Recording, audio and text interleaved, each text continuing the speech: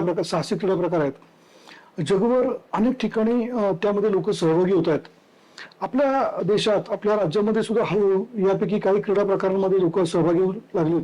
आता बघा आपण आपल्या राज्यात स्काय डायव्हिंग किंवा पॅरा जम्पिंग हे सुरू झालं. स्नॉर्कलिंग आहे, माउंटेन बायकिंग आहे, माउंटेन सायकलिंग आहे. वेगवेगळे क्रीडा प्रकार लोक आता त्याच्यात सहभागी होऊ लागलेत. लोकांना त्याचं महत्व कळालंय.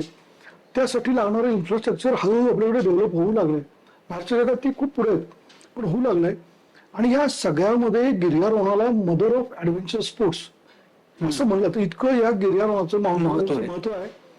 त्यामुळे मला वाटतं एक खूप चांगला साहसी क्रीडा प्रकार आज संपूर्ण देशामध्ये आपल्या राज्यामध्ये लोकप्रिय होत चाललाय.